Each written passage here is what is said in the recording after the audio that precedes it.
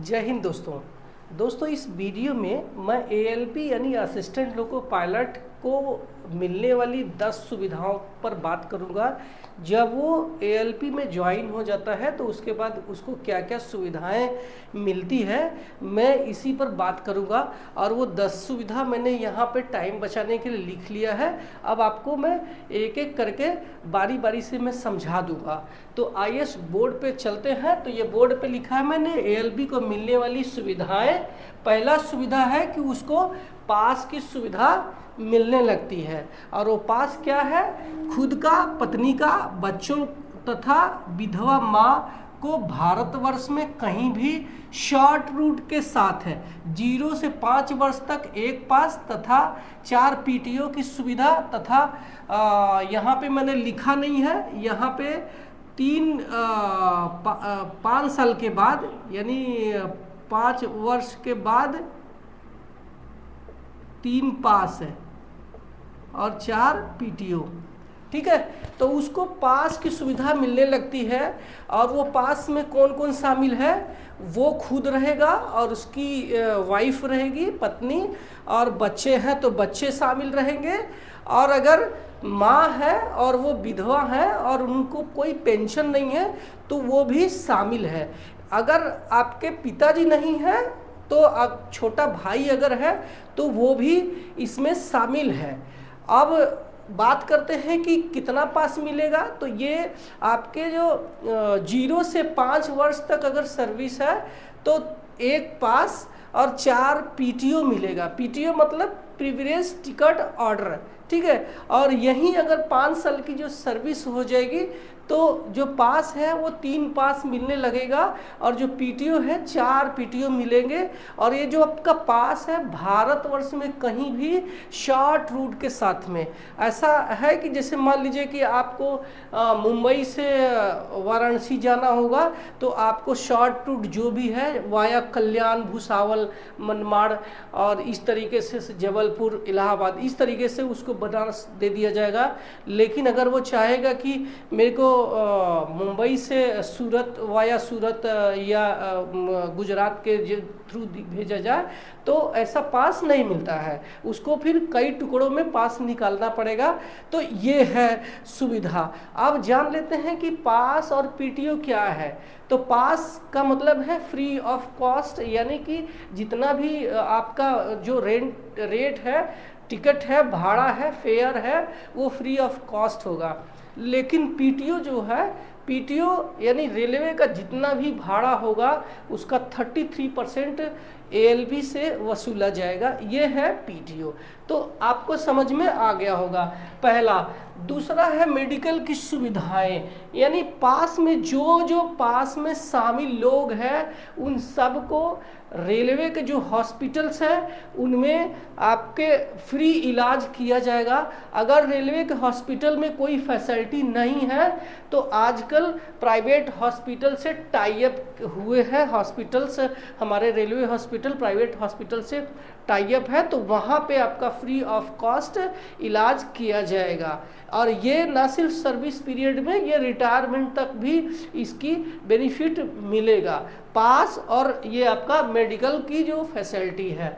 तो यहाँ पे है पास में नामित सभी सदस्यों को रेलवे के हॉस्पिटल में फ्री में इलाज मिलेगा। यदि रेलवे हॉस्पिटल में कोई सुविधा उपलब्ध नहीं है तो प्राइवेट हॉस्पिटल से उसके संबंध है। नेक्स्ट बात करते हैं, अगला जो सुविधा है हमारा क्या है, वो है अच्छी सैलरी। क्योंकि जब तक हम सैलरी की बात नहीं करेंगे तो सुविधा अधूरा रह जाएगा। तो सैलरी में बेसिक पे आपका ग्रेड पे मिलेगा 1900, ठीक है। और जो महंगाई भत्ता है वो मिलेगा। इसके अलावा माइलेज भत्ता वो है जितना किलोमीटर आप गाड़ी चलाएंगे उसका एक अलग से हमें माइलेज मिलेगा। तो माइलेज भत्ता, उसके अलावा नाइट ड्यूटी भत्ता, रात्रि ड्यूटी भत्ता, नाइट में अगर ड्यूटी करेंगे तो जाहिर सी बात है 1 यूनिट के हिसाब से मिलता है। 1 यूनिट का 6 घंटे का 1 यूनिट होता है, तो नाइट ड्यूटी भत्ता। उसके अलावा मकान किराया भत्ता सिटी के हिसाब से उसका जो रेट है वो आपको हाउस रेंट अलाउंस में करके दिया जाएगा। तो इस तरीके से आपको लगभग 50,000 रुपया प्रति महीना आपकी जो सैलरी है स्टार्टिंग में बनने लगेगी। अब आते हैं हम अगले सुविधा पर। तो 2 बच्चों तक का स्कूल पास के रूप में 12वीं कक्षा तक 27,000 प्रति वर्ष दिया जाएगा। यानी कि आपका जो बच्चा है किसी भी स्कूल में आप पढ़ाएंगे, रेलवे आपके बच्चे का जो ट्यूशन फीस है एक बच्चे पर 27,000 रुपये प्रति वर्ष देगा। इस तरीके से अगर 2 बच्चे हैं तो आपको 54,000 रुपये प्रति वर्ष रेलवे पे करेगी ट्यूशन के रूप में। ठीक है, अब आते हैं अपने अगले सुविधा पर। तो ये है ट्रेनिंग की जो सुविधा है ज्वाइनिंग के बाद तथा प्रत्येक प्रमोशन में पूर्ण वेतन के साथ ट्रेनिंग की सुविधा। यानी जैसे ही आप ज्वाइन कर लेंगे तो आपको पूरी की पूरी ट्रेनिंग पूरा जो है वेतन के साथ में आपको ट्रेनिंग के दौरान भी आपको एक सुविधा है और रिफ्रेशर का भी ट्रेनिंग किया जाएगा। उसका 21 दिन का भी रिफ्रेशर ट्रेनिंग चालू है, वो प्रत्येक 3 वर्ष में ये रिफ्रेशर कोर्स चालू है। ठीक है, तो ये हो गया हमारा 5वां पॉइंट। अब आते हैं 6वां पॉइंट, यानी कि लोन की सुविधा। लोन की सुविधा यानी कि रेलवे कर्मचारी कल्याण निधि बैंक से कम ब्याज दर पर लोन की सुविधा उपलब्ध है। यानी रेलवे का जो कर्मचारी कल्याण निधि बैंक है, इससे आपको कम ब्याज दर पे एक लोन मिल जाएगा, जिससे कि आप कुछ वर्षों में आप उसको चुकता कर सकते हैं, आसानी से ये लोन मिलता है। ठीक है, तो ये हो गया हमारा लोन सुविधा। 7वां है प्रमोशन सुविधा, यानी कि प्रमोशन भी है। तो ये हम प्रमोशन में कौन कौन से प्रमोशन मिलेंगे? एएलपी से सीनियर एएलपी, सीनियर एएलपी से सेंटर, एलपीजी से सेंटर से एलपीजी और एलपीजी से एलपीपी। अब आपको बता देते हैं एलपीजी क्या है, तो लोको पायलट गुड्स है। उसके बाद एलपीपी बोले तो लोको पायलट पैसेंजर है, जो कि बाद आपके जस्ट 2 साल के बाद ये एलपीएम बन जाता है, लोको पायलट मेल एक्सप्रेस बन जाता है। तो ये प्रमोशन है। उसके बाद CLI यानी चीफ लोको इंस्पेक्टर का प्रमोशन मिल जाता है, और ये इसके लिए छोटा सा एक एग्ज़ाम क्वालिफाई करना होगा। और अगर आप चाहते हैं कि बड़ा ग्रुप बी ऑफिसर बने, डिवीज़न लेवल के ऑफिसर बने, तो भी आप बन सकते हैं ग्रुप बी ऑफिसर्स।